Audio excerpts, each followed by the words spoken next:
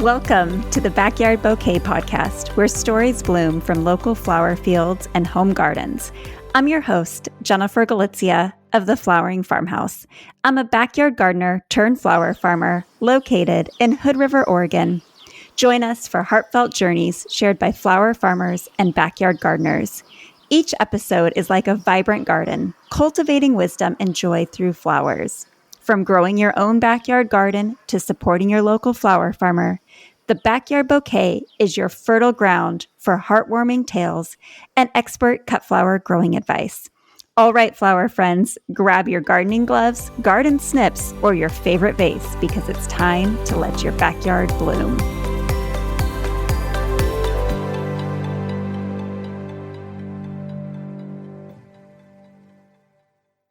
Today's guest on the podcast is Dee Hall from Mermaid City Flowers in Norfolk, Virginia.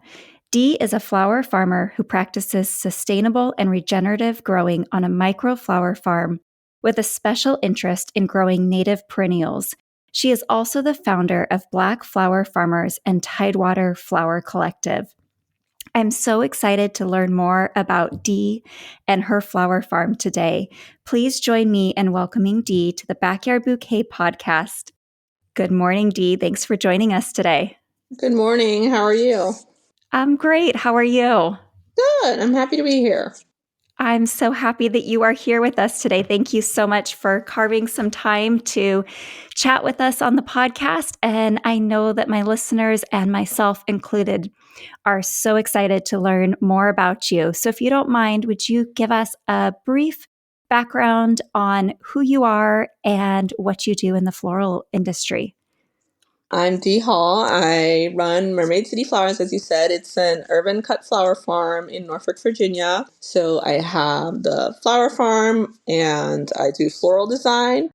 And it's a little unusual, my model. I don't grow in one large traditional growing space. I grow in smaller lots throughout the city, totaling about an acre, but I am scaling back a little this season to focus on more design work and less growing. Coming out of that, I also started a local growers collective. And then I started a second collective because why not when we're doing things, and both are informal. I know collective can have different meanings to, different people.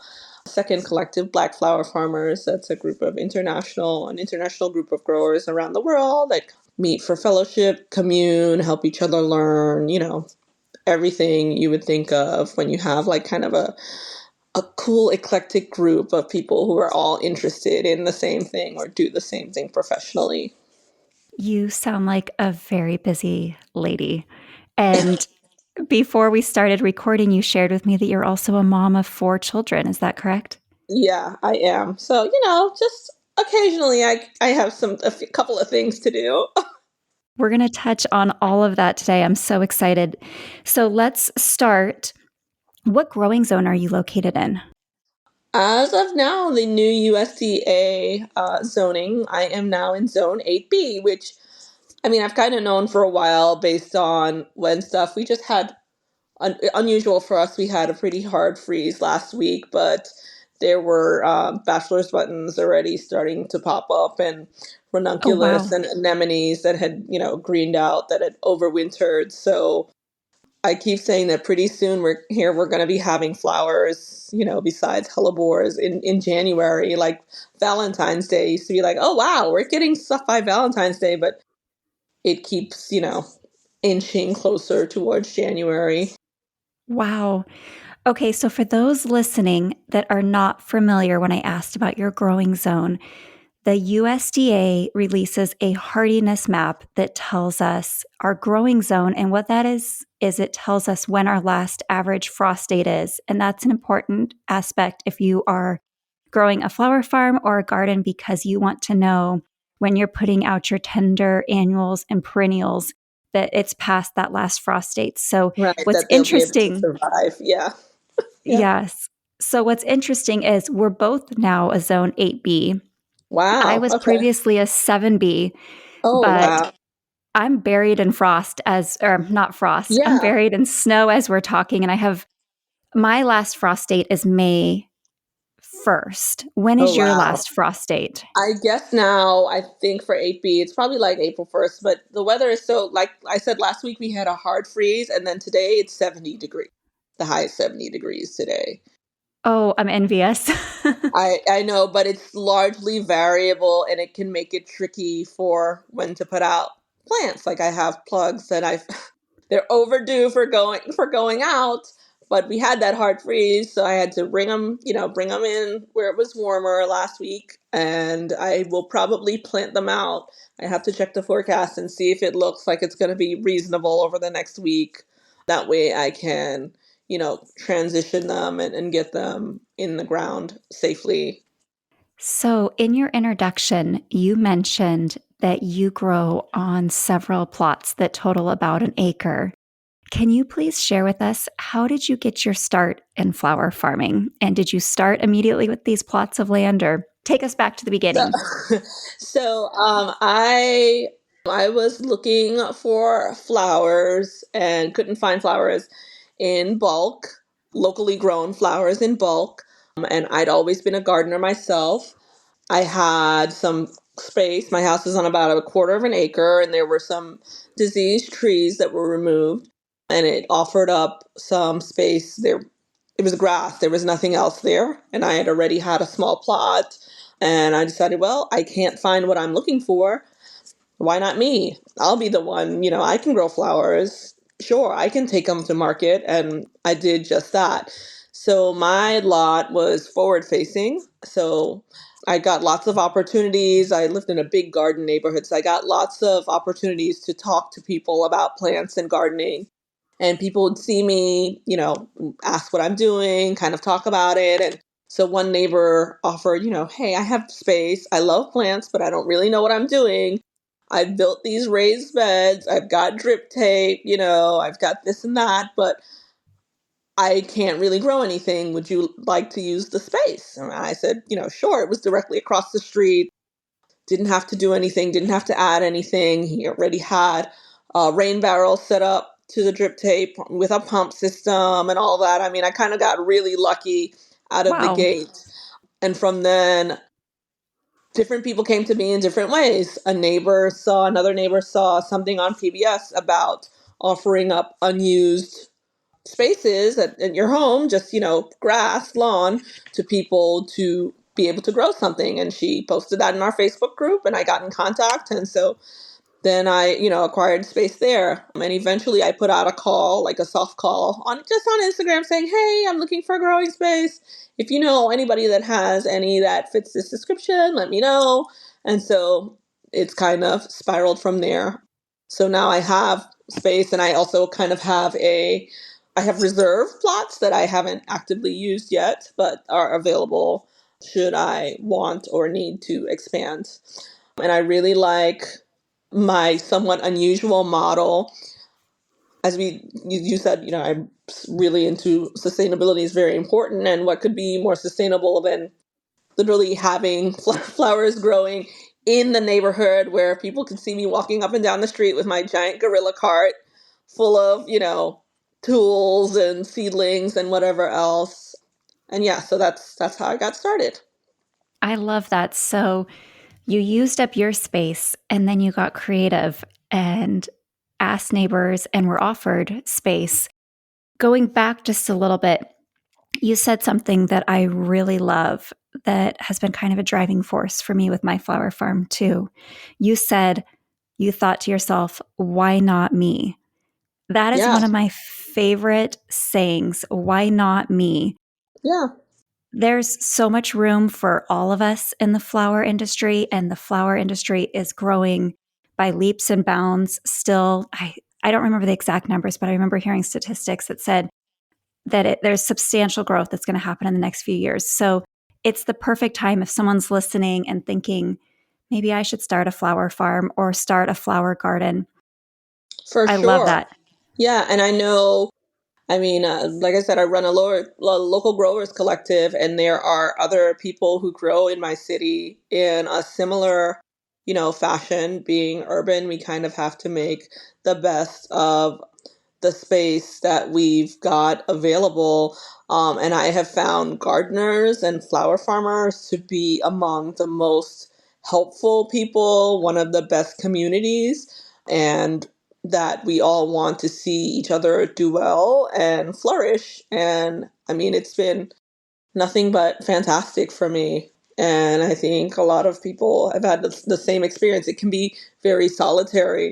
So, one thing I love about creating these communities is having a space to say, hey, like, is this happening in your neighborhood? Did you guys get hail too? Or what's happening? Or even if you're commiserating in the summer about, tarnish bugs, or I've gotten the dahlias, I hate it, I'm over it, I'm ready to give up this season or whatever. It's nice to have that community with other people who kind of have adopted that why not me attitude there. I mean, we're in a very tiny group, flower farmers, right? Among like farming at large. And I'm glad it's gaining popularity and more people are interested. Absolutely. I love what you said. We are a small community of growers that are around the country, and it is so helpful to be able to reach out and ask questions because so much of it is learning as we go. Every year I Yeah. learn more and more. And when we can share our knowledge, it benefits everyone. If one person learns how to take care of a pest in the garden without using pesticides and can share that with another, I call that a huge win. So I Yeah. love that. Thank you. Going back to your gardens first, I want to touch on the collectives, but I'm very curious to know more about your setup because there's so many people listening who would love to have a flower farm or a flower garden, but lack space. How many lots are you growing on right now? I'm growing on, I think, 5 lots actively, and I intentionally kept the distance short. So I recently moved, but all of the plots I had were, in most cases, 5 minutes or less from my house, definitely no longer than 10 minutes from my house, because I knew that I didn't want to spend lots of time driving back and forth. There are some spaces where I can't keep tools, and I didn't want to think, oh, I forgot, this shovel and I need to go back and get it, or, I forgot my seaweed fertilizer or whatever it is, and have to like go back and forth constantly. So I wanted to make sure I had an opportunity to just be close by. And the biggest boon that I found actually is just being an active community member.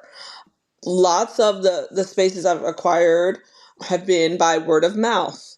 When I looked on Instagram, when I asked on Instagram, I had people that said, well, I'm not there or I don't have any space, but I shared this with somebody I know, and just other people helping to make those connections. So use those connections that you have. And I think for me, luckily, it's grown very organically. I love to talk to people. I love to talk to people about plants.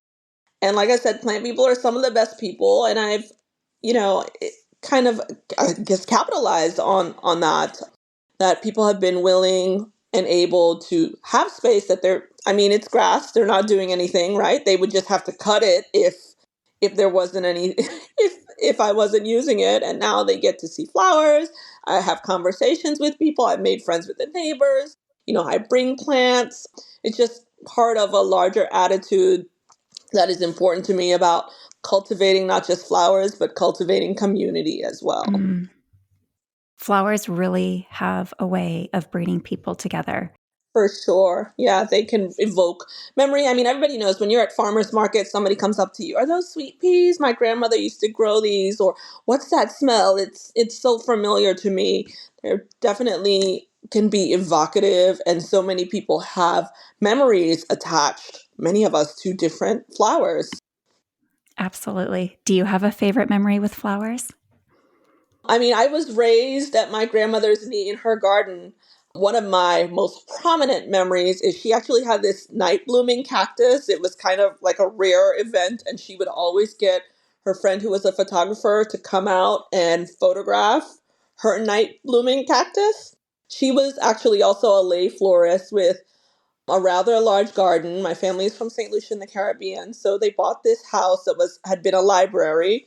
my grandparents converted the library on this very sandy lot near the beach. She had all this soil trucked in and created this garden that still exists, where she had, one of my favorite pictures of me is I'm holding a zinnia in her garden, and she had orchids and ferns and roses and all sorts of things. And I would see her making arrangements, old school, and people coming to pick them up for weddings or other events, etc. So I actually got to see, unbeknownst to me, like a lay farmer florist at work, right? And never thought that this would end up being my path. But the irony of having that experience, yeah, having so many memories attached to that, and then growing up in New York, across the street from the Brooklyn Botanic Garden, where I was a children's garden member and spent quite a lot of time in my childhood, and also doing work in community gardens there growing up.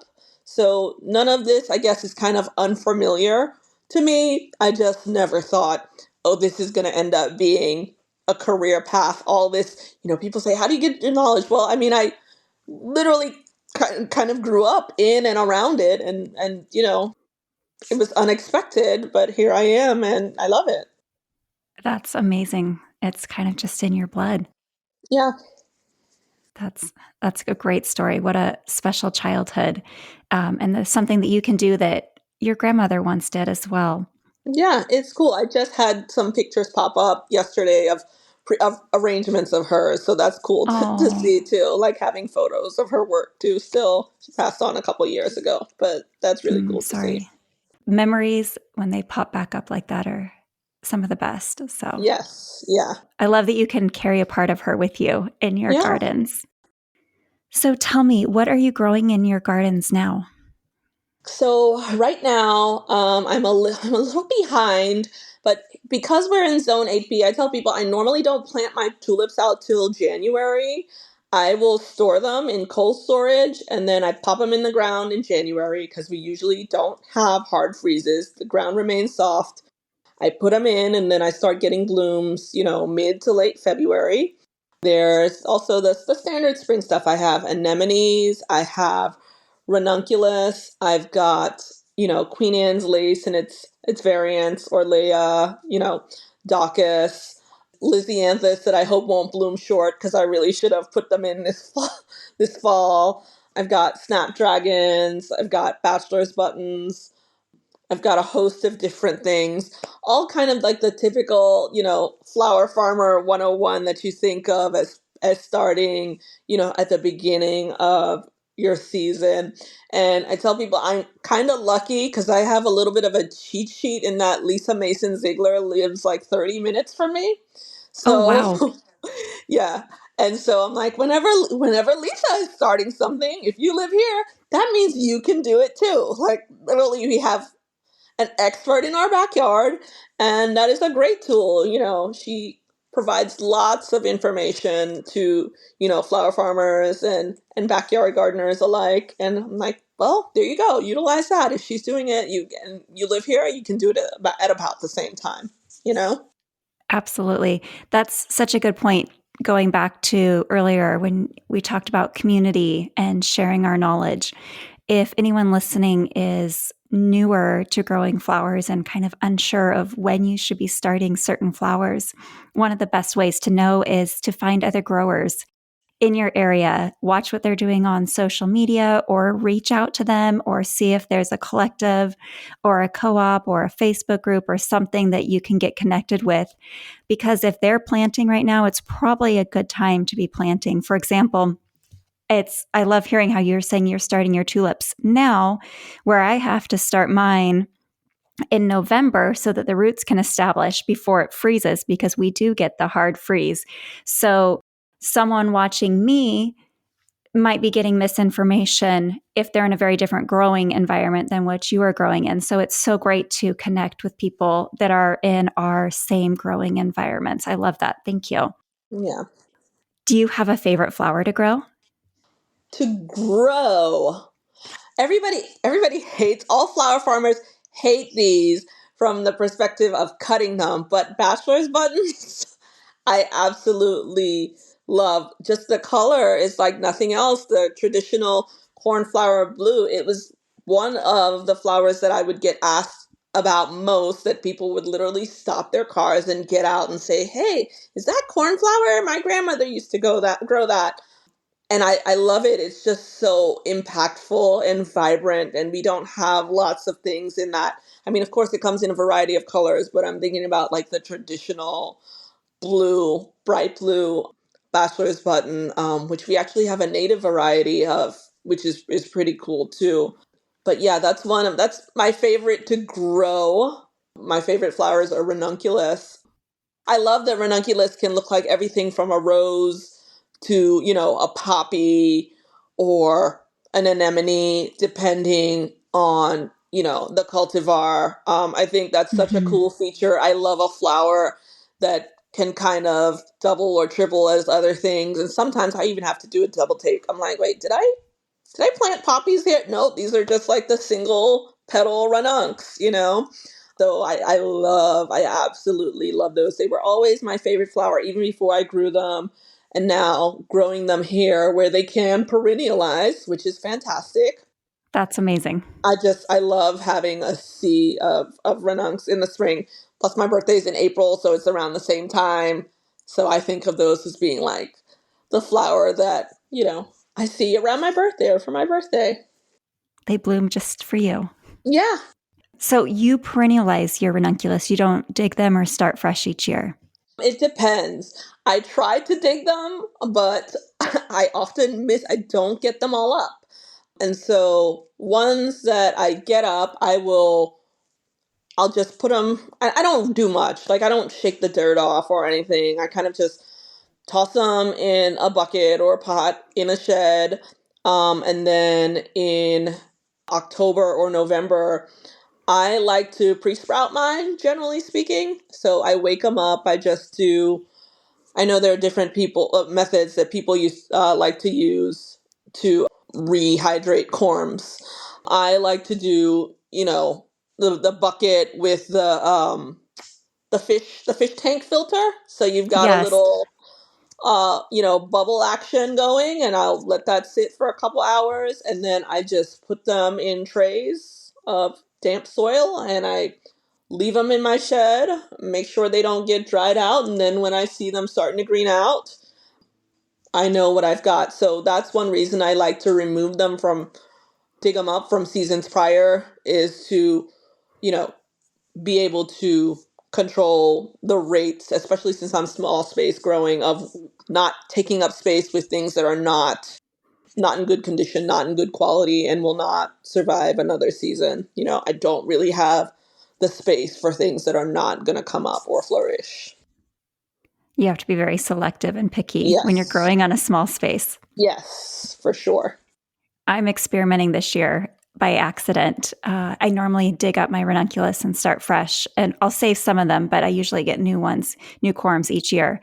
But we're currently in the process of having to relocate part of our fields. We have 2 different fields, and one of them we have to be relocated by the end of February of 2024, Ooh. which is, for those listening as this is airing, that's a month from now, or Yeah. less than a month from now. So we're under the gun to get it all finished, but I didn't have time to start new ranunculus this year. I had bought a bunch and I ended up selling them all off, and I thought, well, I'm not going to have ranunculus this year. And then I walked out into our other field that we still have, and I have 2 60-foot rows of ranunculus that I had left untouched. I never got around to them this last year, and they're all growing, and some of them were even Yeah, sending up that's flowers. great. I think the flowers might be gone. We right now are sitting under a bunch of snow, but I think the Yeah. plants will still be Yeah, there. the plants will probably be, and I noticed I have a new plot that I added last year. I'm like, oh wow, this is great. Ranunculus are doing well. New problem, it's pests eating they're early in the season, and so I don't know if it's squirrels or what, but there's early green at this time of year when, food sources are scarce. They're seeing that green and they're going for it. So I'm like, oh, okay, well, here's a new problem I'm gonna have to figure out how to deal with. So I last year planted alliums in between every 10 That's feet. a good, yeah. I have a ton of allium, so I'm lucky enough that one of the people that I grew up with, who was like a second mother to me, in New York was always a big time gardener. Still, she works with a nonprofit, America the Beautiful, and at the end of different big box stores, gardening seasons, they give her all their bulbs, thousands and thousands, and she ships them out to different organizations and people throughout the country, including me. So she just called me the other day and she sent me a box of 1,000 alliums that's on the Oh my way. goodness, that's a Yeah, ton. yeah. So I'm gonna experiment with the same thing this year, seeing if that's a deterrent. Because onion family and they don't like that smell or taste generally. So we'll see how that goes. I had very low pest pressure on my ranunculus last year, and I'm attributing it to that. We'll see Okay. if Yeah. that is the Well, yeah. actual case or not. I found because I didn't do anything with the alliums other than putting them there for pest reducing pest pressure. Hmm. They dried on the stems beautifully. Hmm. And I Yeah. have the dried allium stems in my house now as decoration since we're in the They're middle of beautiful. winter. Yeah. There's another use for them, right? Because they look great dried. So anybody that has dried florals or uses dried florals in their off season, so to speak, yeah, that's a great one for it.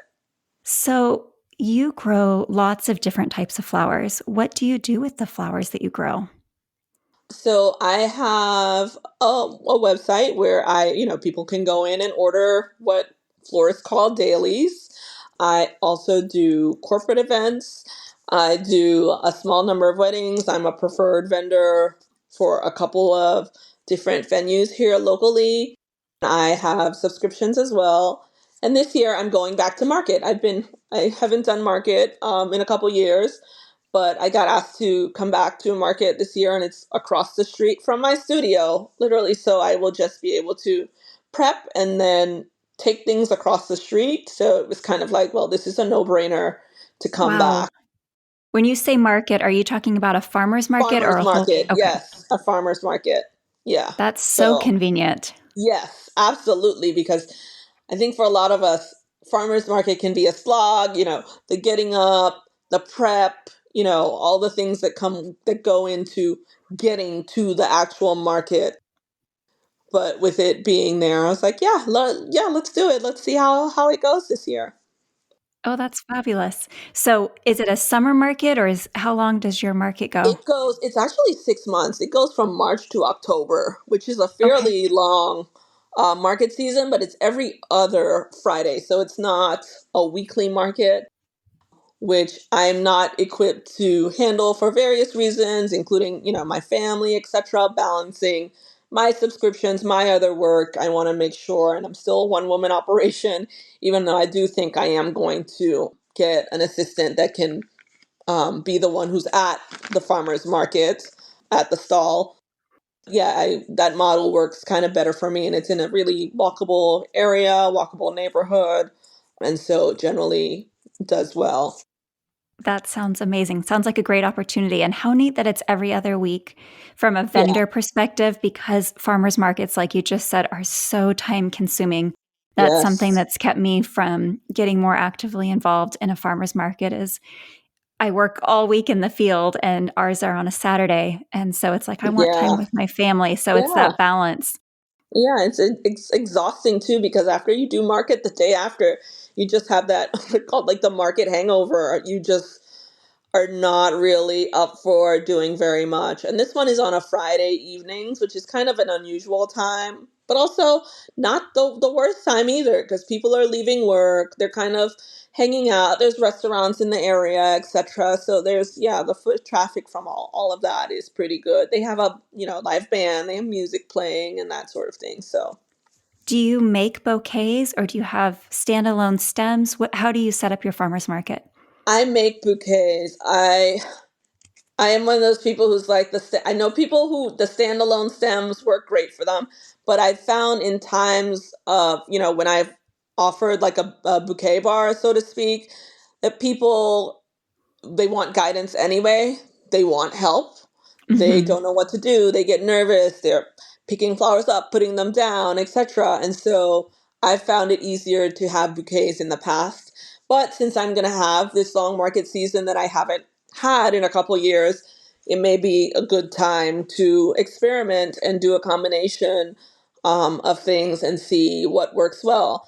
I actually filled in for a friend who was doing the market there.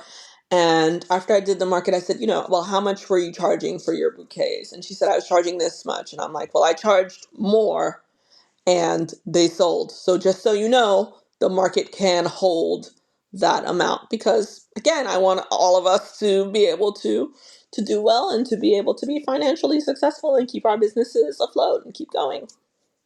Absolutely. That's such a great point because a lot of times people associate going to a farmer's market and finding cheaper flowers, but we have to make sure that we're pricing our bouquets so that we are paying ourselves for our time and Yes, our supplies and our yes. materials. There's a lot that goes into, the creation of, when people, oh, it's just wildflowers or it's just a market bouquet. Well, we have, picked out those seeds, tended them for months at a time, indoors and then or in greenhouses and planting them out, harvesting them, conditioning, getting them to market, from start to finish. Growers definitely deserve to be compensated for all of that work, which is a lot. Absolutely. That's such a great point. Thank you for mentioning that. And earlier in our conversation, you mentioned you are part of a couple collectives. The one that I wanted to touch on first is is it the Tidewater Flower Collective that is your Yes. local community one? Yes. Yeah. Can you tell us about that? So when I first started growing, I there were almost no growers in the area. I knew one person who was a friend of mine who had a flower farm, and that was it. But I was on Instagram and, kind of put hashtags together so I could try to find people who were local flower farmers. And eventually the algorithm kept saying, suggesting, hey, you may want to, friend this person or follow this person. And I did. And I started to say, well, hey, I'm putting together a little group of us just so we can know who's in the area, kind of chit chat and see what happens. And so it grew from there. And I think there are about 30 of us now, maybe, within Oh, wow. maybe a 2 hour radius in different directions. And so that's fantastic. We all have different models. Some people have, pick your own. Some people sell wholesale only. Some people do farmers market. Some people have, farm stands. There are people like me, who are farmer florists, and some people who don't do design work at all. There's just kind of a large variety of growers and models, which is really cool to see too. So, how does the collective work? Do you meet for educational purposes? Do people gather to sell their flowers? Can you elaborate on that for us, So we please? we have an Instagram group where we kind of chit chat. There are a couple of growers who will regularly organize buying supplies, whether it's seeds or plugs, etc. And then we have a chance to, especially for growers who are not growing on large scales, to buy wholesale or buy in bulk and get those reduced rates that we might not be able to manage on our own for people doing that. We haven't had a get together for a bit, but we were trying to get together quarterly. I think we're gonna try to do, I want to say February, but Valentine's Day is kind of hairy. Get together to hang out. We often freelance for one another or even buy from one another if somebody's looking for something specific for a client and they don't have it. They know they can get it from that person. We give away lots of plants to one another. Hey guys, guess what? The Eryngium took over my field, so come and get it, or whatever it is. We did try to establish a formal co-op to get together and do wholesale to florists, and I helped in the creation of that originally, but then I had to step back. I had too many obligations between my own work, family, etc. And so that co-op is not active, But, I do have hopes for the future that we'll be able to form another wholesale collective eventually and help the public learn more about locally grown flowers as part of the, buy local, shop local movement. I think that's fantastic. I am in the Columbia River Gorge, and we don't have a formal collective here, but we have a group. We mostly communicate through Instagram chat, and then we try and meet up throughout the year. But one thing that I really love is that we will, for those that are smaller growers, we'll go in on orders. So if someone's ordering a wholesale order and can't meet that minimum, they'll often reach out to the group and say, hey, I want to order Lysianthus from Right. Farmer We have the Bailey's, same thing. Yeah. which is awesome. And Yeah. then the other thing that we do is, like you mentioned, the buying from each other. Hmm. Someone, like for me, I'm niching down this year and I'm really focusing on my dahlias, and I'm going to be growing less of everything else. But I know that some of the other growers, for example, Paul Matalucci was on one of my earlier podcasts. He has a 4-acre farm here in Hood River, and he often grows things that I don't grow. So we've been able to help each other out and buy from each other instead of having to go to the wholesale market in Portland. Hmm. I can call up a local grower and say, hey, I'd love to support your business. That way Right. we keep our money in the community and also support one another, because when we build each other up, we all are elevated. And I think that's For something really sure. special.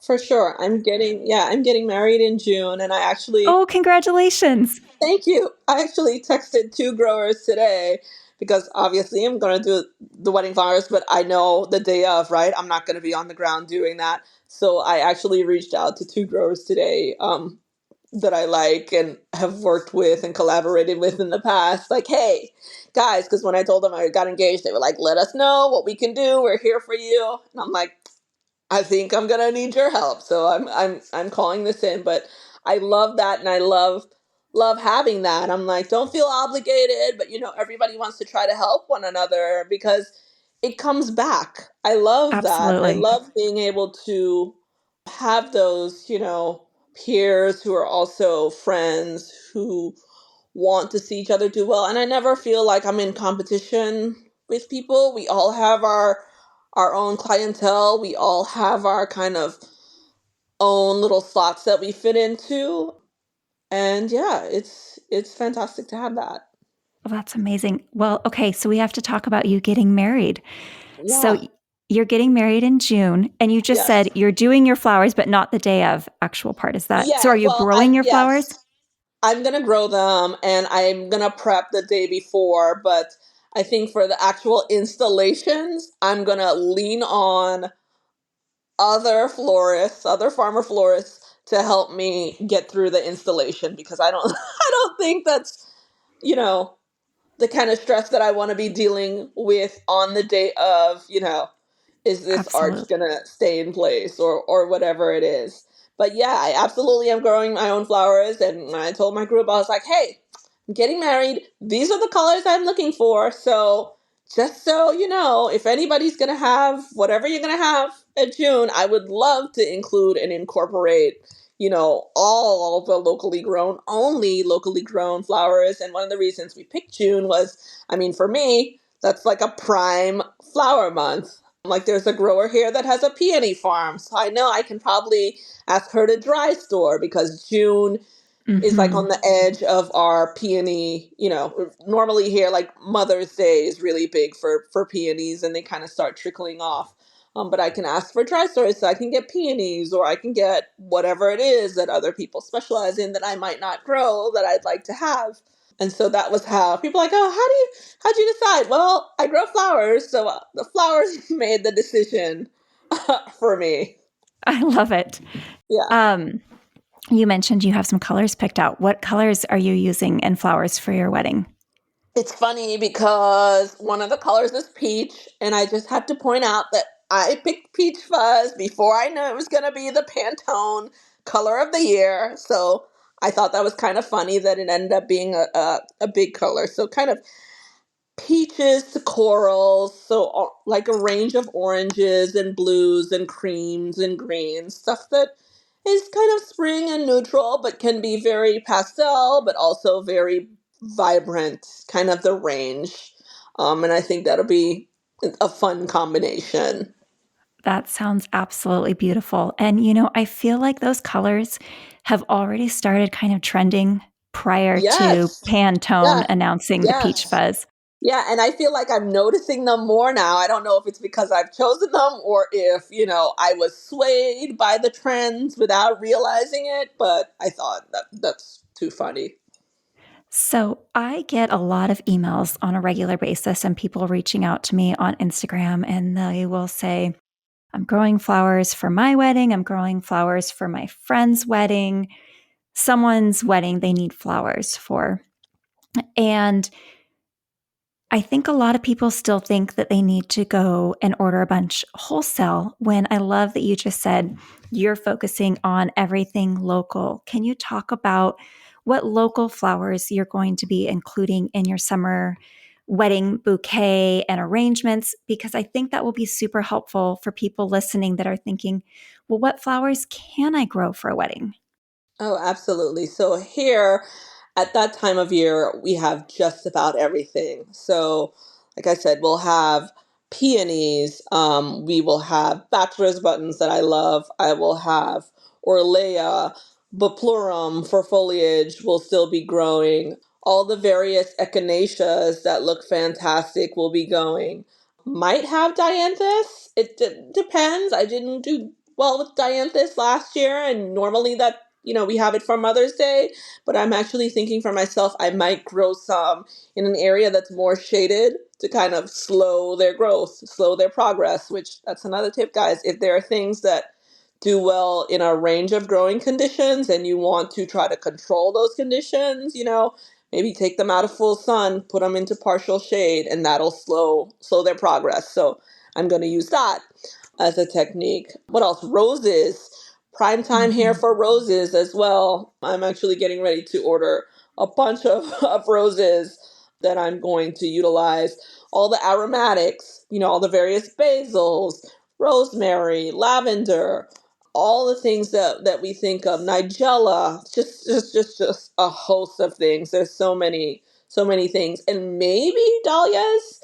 I have some dahlias that are they perennialize here too, and I didn't dig some, but I think some of the ones I didn't dig are later varieties. So I was actually just the other day, even though I'm like, no more dahlias, I'm not going to buy any more tubers, looking to kind of check out early varieties, in the colors that I'm interested in, to maybe get. And some farmers are offering the option to ship whenever you like. So, getting early shipping, seeing if I can, get those flowers or get those plants into production and to start producing early, and maybe taking cuttings, etc., in the hopes of being able to have flowers by June. But it's iffy. Well, at least you'll have the peonies and the Right. ranunculus. And I just saw that, I think it's 1-800 Flowers. I saw it on Martha Stewart, that peonies are the flower of the year. So your wedding's Oh, perfect wow. timing for that. Oh, wow. Yes. Look at that. Yeah. That's fantastic. I love peonies. I especially love that you can get American grown peonies. Like I said, here, May is the big prime time, and then later there's June in other places in the country. But then Alaska has peonies, so you can have American grown peonies from Alaska, in July and August, and that's pretty cool too. Yes. Yeah. There's so many flowers that are now available in the US. Yes. Yeah. Yeah. So those that are listening that are getting married or part of a wedding, make sure you are choosing local or asking what is locally available at the time of year you're getting married. For sure. And there are lots of options, including, give a shout out to the ASCFG, our Yes. specialty cut flower growers organization that maintains a website that helps people to find, local growers and also florists who utilize local flowers. Yes. That's great advice. Thank you. So you have another collective or group that you founded fairly recently. Is that correct? In 2021, I think. Yeah. So yeah, black flower farmers. Can you tell us about Black Flower Farmers? So, like I mentioned earlier, flower farming is already a small group within a small fish in a large pond, and there are very few black flower farmers. And so I was looking to be able to connect with and talk to people who may have different concerns or maybe facing different issues than the community at large. And so, same thing, like I knew some people already existed. I remember when the group first started, I had Aisha of Patagonia Flower Farms, who at the time was in Arizona, I believe, but has now moved to Georgia. And she asked if Mima Davis of Urban Buds could join the group. And I was like, yeah, of course. And we added her, and she was like, I can't believe this group existed and guys didn't add me. And I was like, but you're like a celebrity. You're like a big She time. is. Yeah. I'm like, you're like a big time, big deal. Like, I didn't think you'd want to, but like we started that during COVID, and so like we had a Zoom call and we all talked for an hour. And actually, recently in St. Louis, at the ASCFG conference last fall, there were 10 of us at the conference, which was the largest number of black flower farmers that had ever attended. And it was really fantastic to get to meet people in person, especially being in St. Louis.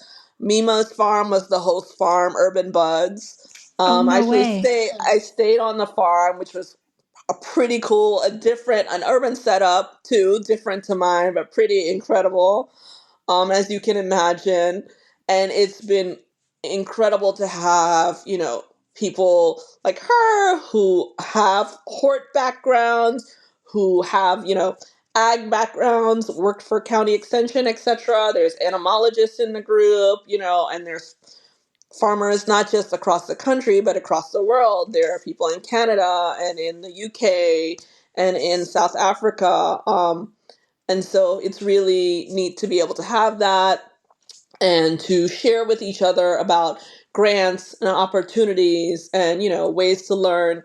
I am actually in the process of this year, with my all my spare time, formalizing the group and creating a nonprofit, because I get people who reach out to me, and I know the other growers do too, other black men and women who are like, this is so cool, this is something I would love to do, but I don't know how to get started, or I don't have the funding, or whatever it is.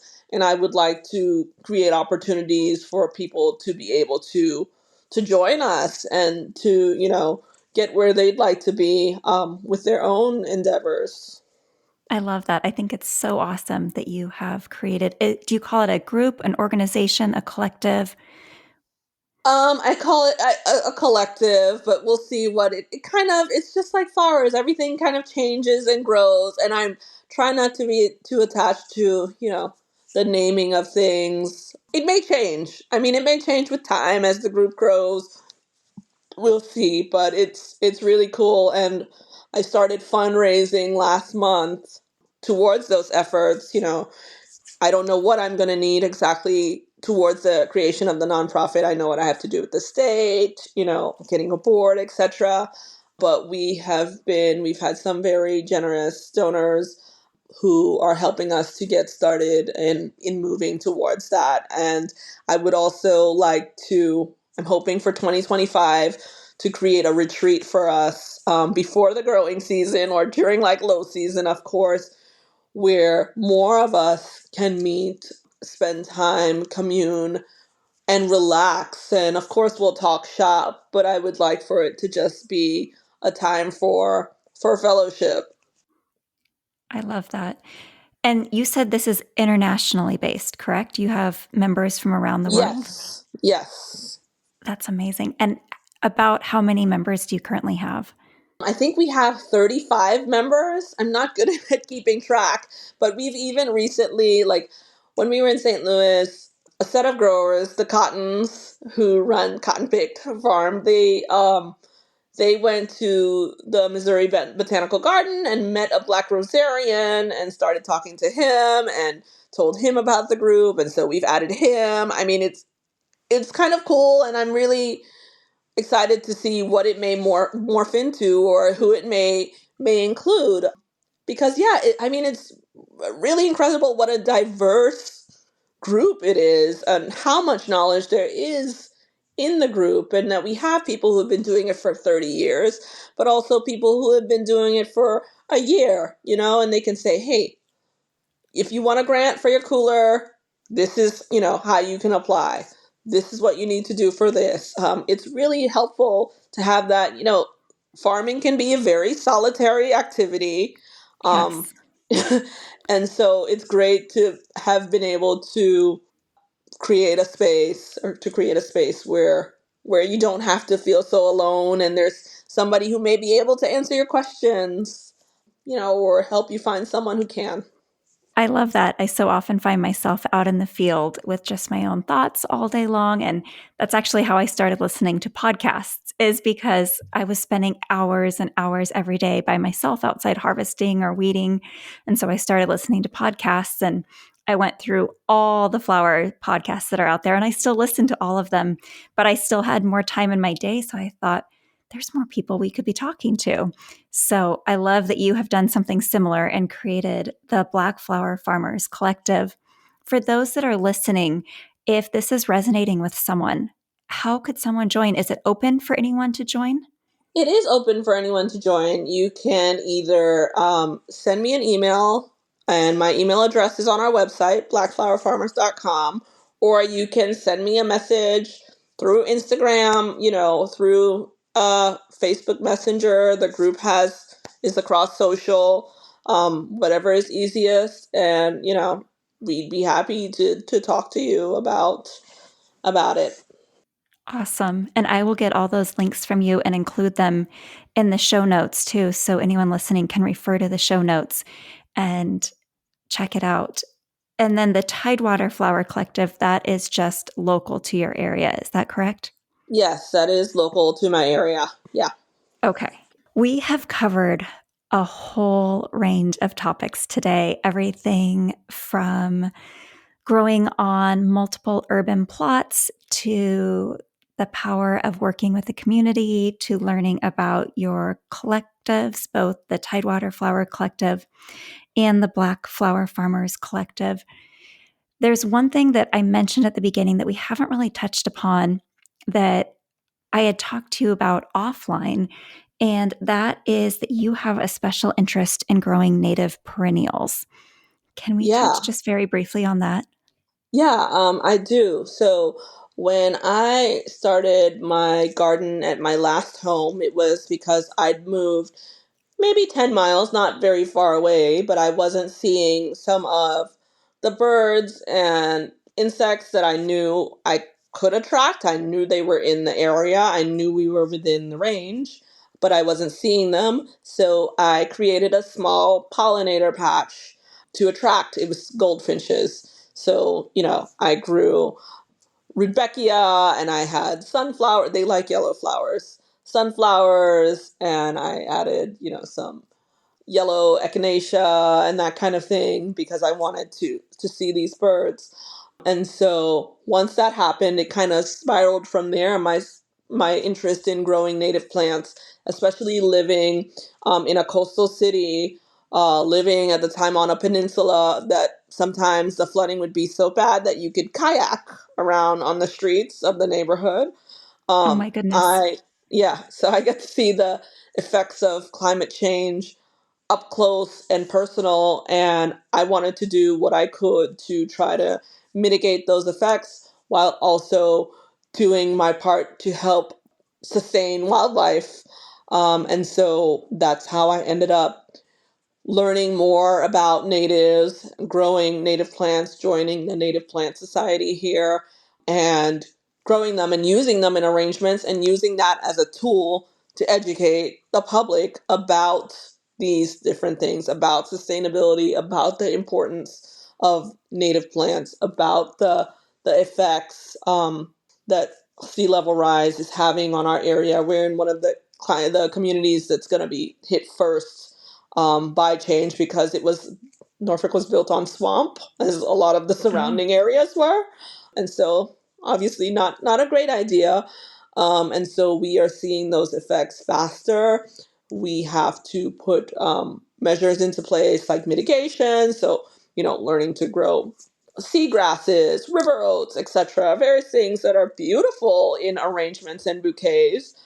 And also, native plants tend to have a longer growing season. They have a longer range. So you have those in September, October, and November when things are slowing down in the garden. Natives are just getting started and not only make great flowers, cut flowers, but also providing homes for all the creatures around us without whom we would not be able to have the flowers or enjoy flowers. So, yeah.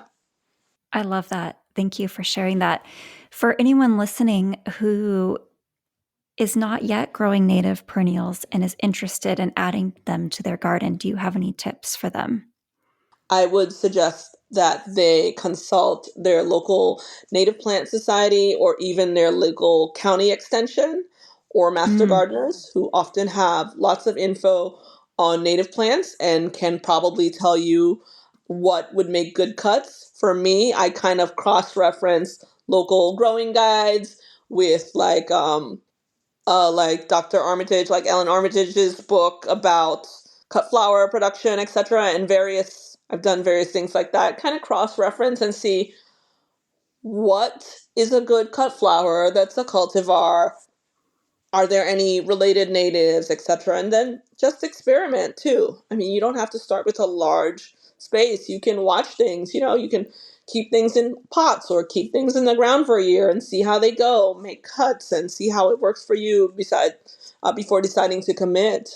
But there are definitely no downsides. that's great advice. I know wasn't even thinking about it until you mentioned that our local extension office does an annual native plant sale, and you can get starts of native plants for very inexpensive. Yeah.